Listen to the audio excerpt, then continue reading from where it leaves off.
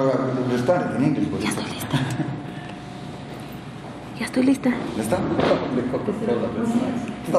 We are in Genius, in Mexico. David, I don't want to know about the writer. I don't want to know about how you wrote, if you like it, Sholem Aleichem at the beginning. I want to know what is a normal day in David Grossman's life. You have a normal life.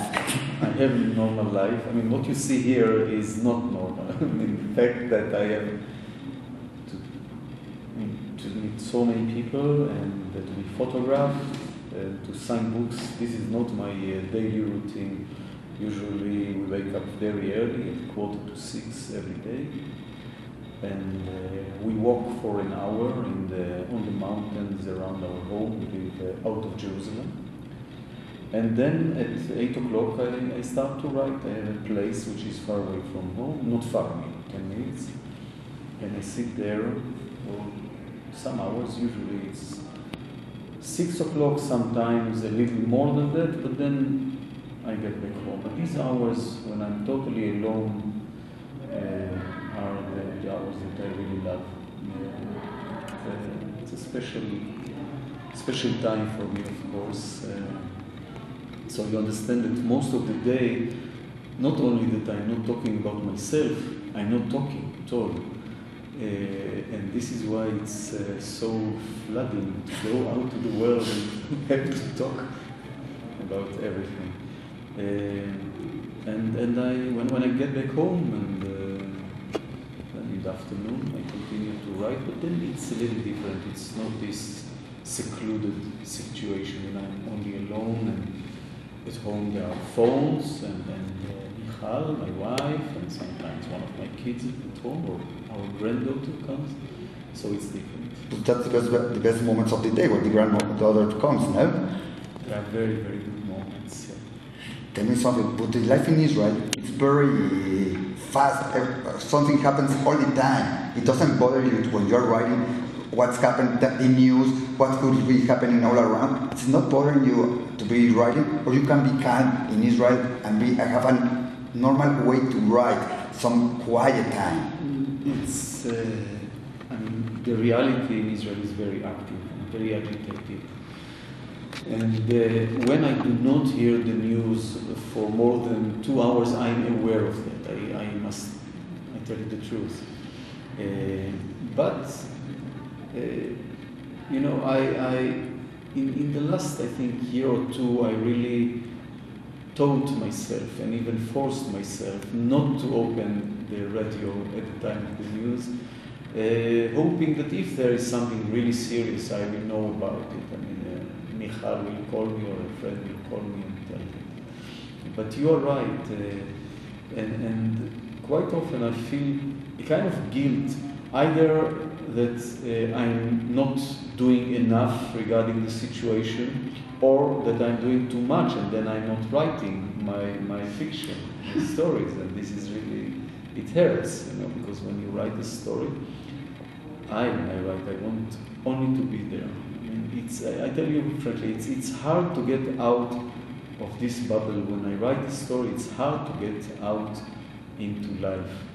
And sometimes even I have to make all kind of small ritual before between the time that I finish writing and before I go out, you know, just to be more prepared for even the aggression of the Israeli driving.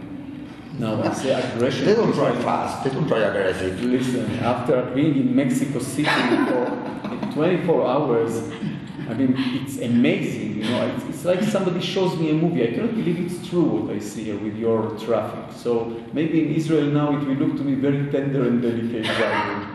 Did you get any manifestation here in Mexico? Did you cross anyone? Any manifestation?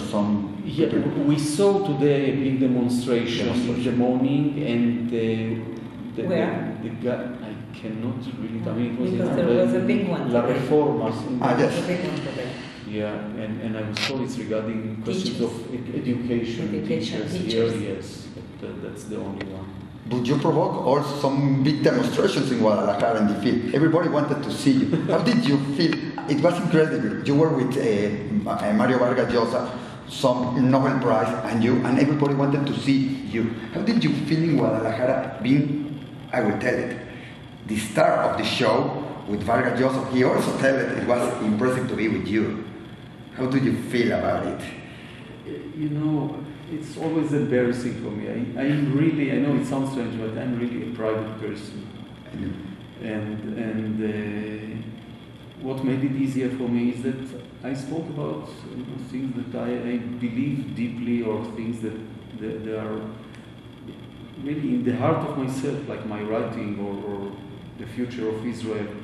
Mario Vargas Llosa was extremely generous in the things that he said about my writing and myself, and it's even embarrassing to sit there and to hear so much good things, you know.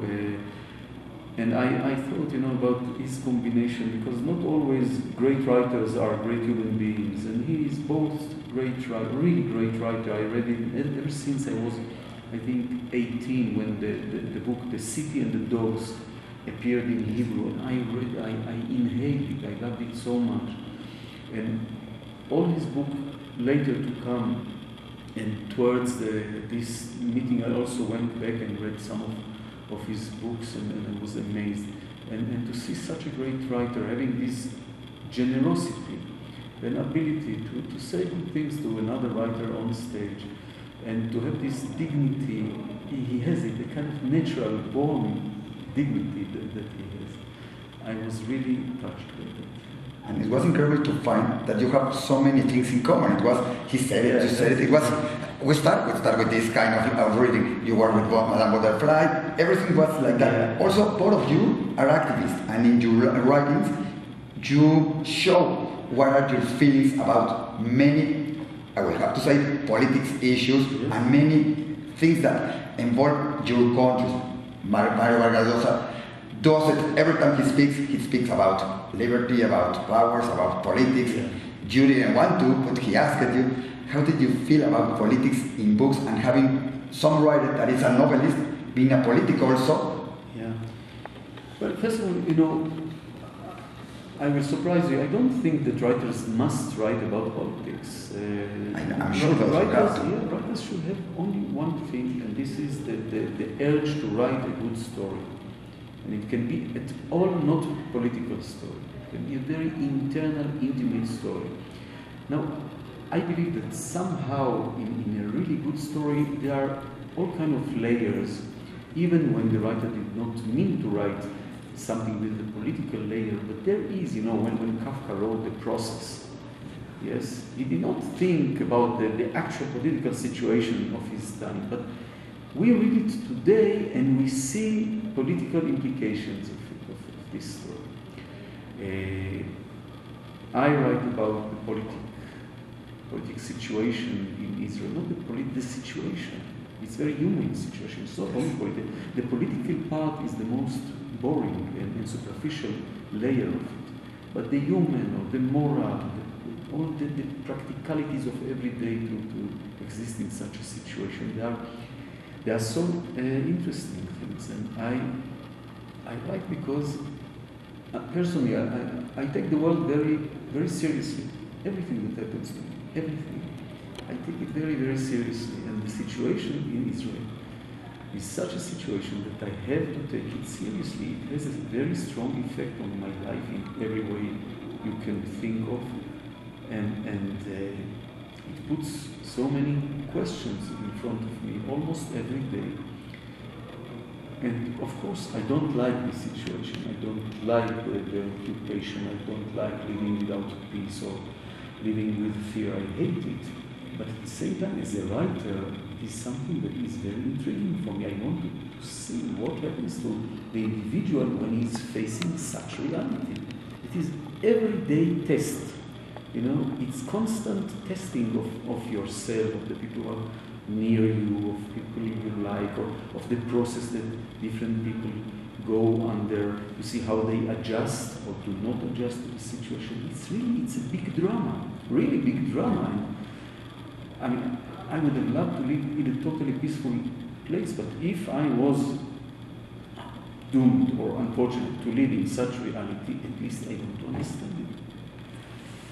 We said that it will be a 5 minutes interview. I The last said that question. in Mexico the measure of time is different. Yes, we have a different time. We have a momentito. Yes, Momentito. I have a big more question because I have somebody besides me. I met her at a very good interview.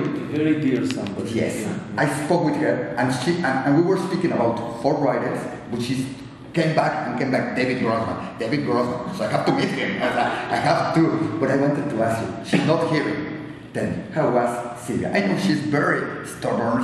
She's going to take out what she needs about you. How was the interview with her? How was with her being by your side and making a book or writing some aside from you? How do you feel about it, and how was it in I India? think you described her in a very accurate way. She's sweet, she's tender, she's extremely intelligent, and she will get exactly what she wants with the ultimate nuance, and you find yourself saying things that you did not say to any other journalist. She just knows her job, and she does it with this fascinating combination of warmth and tenderness and sweetness and stubbornness. Can I say so? Alright, tell me something that you didn't tell her. I want to hear. Tell me something you didn't tell her. No, I think nothing was left. Did you have to read her book? I think I consider studying Spanish in order to read it. His son knows Spanish, so he'll translate it for him. Do you know you speak English? Yiddish? No. Because you said that you like it, Shalom Aleichem, like you and he wrote it in Yiddish. Yes, but I read it in translation. But I understand some more or less Yiddish because my parents were able to speak Yiddish, and they used to speak Yiddish between themselves. And I had a grandmother who was very prominent in my life, and she spoke Yiddish and Hebrew. But I think the love for this language is still in me, and I always say I really want to study Yiddish when I have some time. If you need, I know a very good teacher of Yiddish. I know the best one. It's my mother. Thank you very much, David. It was a pleasure. Thank you.